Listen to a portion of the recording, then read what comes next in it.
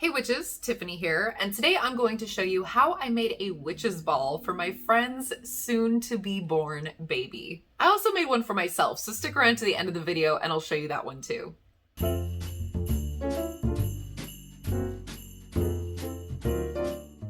Now, I wasn't intending on going into the full history of the witch's ball in this particular video, but I will give you a brief overview.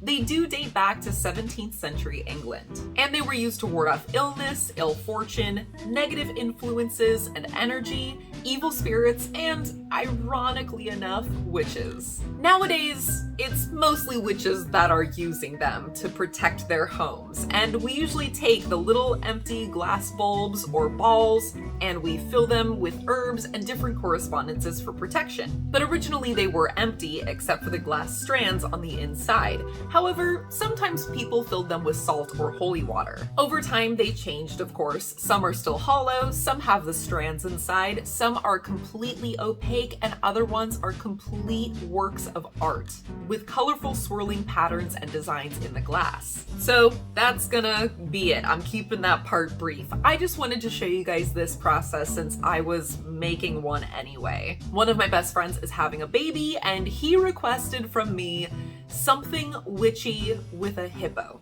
He really liked the symbolism behind hippos, especially looking at the mythology involving hippos from ancient Egypt, which I will describe that as we go along, as well as the purposes of all the other ingredients I'm going to include in this witch ball. If or when you decide to make a witch ball for yourself or someone else, like, sure, you can follow along and use the exact ingredients that I use, but as always, I encourage you to really personalize it, put things in there that work for you. Many times, witches will use these for a specific purpose, typically protection and blessings. But as you will see, because I made this for a baby, what will be a newborn baby, I did include a lot of other correspondences in there. The one I made for myself, which is actually hung up right here, is a lot more geared towards protection. Because this is one that I made for myself, obviously I have it hung by a window, so it's sort of a point of entry protection piece. And I'll go over the ingredients of this one and give you a close-up shot of it at the very end. But again, just take this as inspiration. You don't need to follow mine step by step. Witch balls tend to be very unique and very individualized. But if you do really like any of the ingredients that I am using in this witch ball, I will provide links down below in the description box to where you can purchase them yourself. That said, let's get started. So of course, first things first, I smoke cleansed all the ingredients with a rosemary bundle. I like using rosemary for this purpose because it cleanses and blesses at the same time. So, you know, two birds, one stone. And you'll see I have the second globe here that I used for myself, but I won't be showing myself building that in this particular video. There are just so many witch ball videos out there. I thought it might be fun to cover the one for the baby because it's just a little different and it's a little less traditional. And you'll also notice that my globes have the nice big opening. These are terrariums. I got these because I wanted to put air plants in them. Typically, what you see with a witch ball is an empty, clear, like a Christmas ornament. You can pop off the top, add things inside, and then put the top back on and hang it using that. It is completely personal preference, but some of the items I'm going to put in here, I was not going to be able to fit through that little tiny hole. Plus, like I said, I'm putting air plants in it, so we'll get to that in a bit. My first ingredient is a star anise. I just put a single one in there. This is for banishing nightmares. I thought that was especially great to use for like babies and children, and of course it also blesses. Next is witches or black salt. This of course is great for protection, and it also repels negativity and danger. If you'd like to know some more about black salt or how to use it, how to make it, I do have a video for that linked up in the top corner and down below in the description box. I'm adding some rosemary in addition to using the rosemary smoke. Like I said, it blesses, but in addition to that, it's also a comforting, soothing herb, and it promotes good health. So that makes up the base of it. You can't really see too much of that from the outside of this witch ball because, like I said, I'm sort of building this more as a terrarium than a traditional witch ball. So on top of that, I'm adding Spanish moss. This is creating a nice layer of cushion for the ornaments that are going to go on top, as well as the air plants. A nice cushion, but also a nice foundation. It kind of puffs it up a little bit, lifts them up.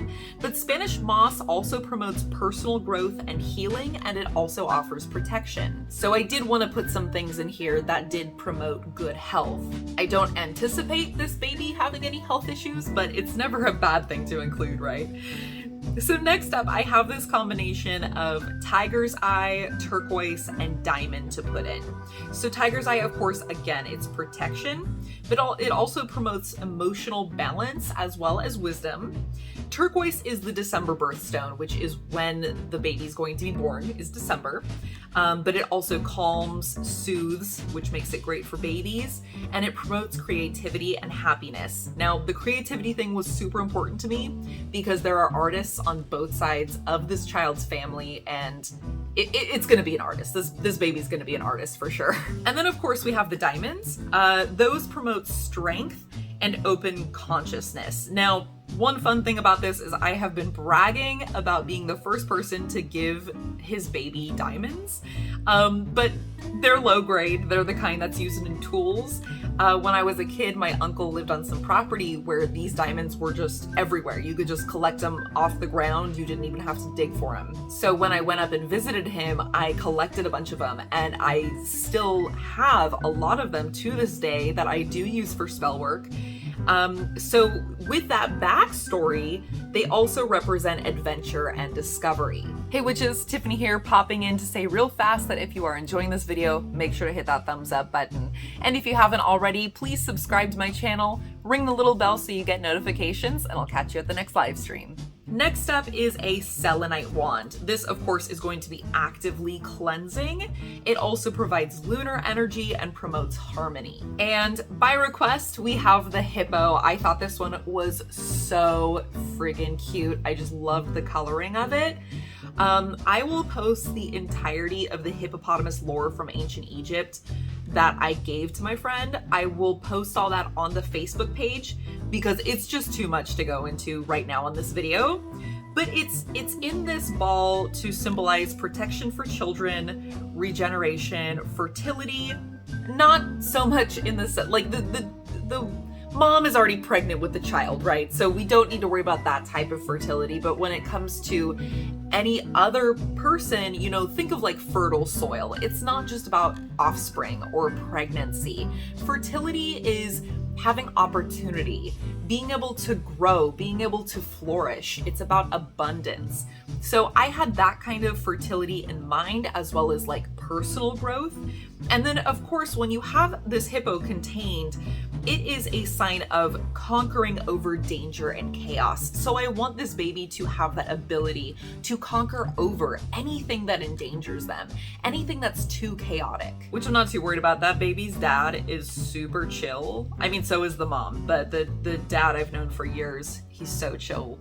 Nothing is going to cause chaos in this baby's life. Next is a key. Now, when I like to think of key symbolism, you can think of locking as well as unlocking. So with the locking aspect, you have protection. And with the unlocking aspect, you have breaking down of barriers and obstacles. It opens up opportunity and it provides knowledge. And finally, the air plants. These things are super adaptable. So of course, adaptability, flexibility, that's part of it, as well as resiliency and freedom. These things can grow just about anywhere. They don't need soil. You should water them, but they can absorb moisture out of the air around them. So they are all about, they're free. They are free to go anywhere. They are free to grow on anything. They are adaptable and resilient. So that's it for the baby's witch ball. I did print off an entire sheet with care instructions for the plants, warning them to take the plants out to water them as opposed to spraying directly in there because we don't want that selenite to dissolve, of course. A whole list of the correspondences, and then that lore, that ancient Egyptian lore behind the hippopotamus that I told you guys about that I will post over on the Facebook page. Now the one that I made for myself right here is a little bit different. It is geared more towards protection. So on the bottom I did put a star anise, again for blessing, consecration, as well as witch's salt, again protection, repelling negativity, Spanish moss of course as the bedding. You can't see them too much, but I have some diamonds as well as some tiger's eye in there. Then I have the bird's skull. This is a bird's skull. This is a was it a falcon? If I remember correctly, it was a falcon.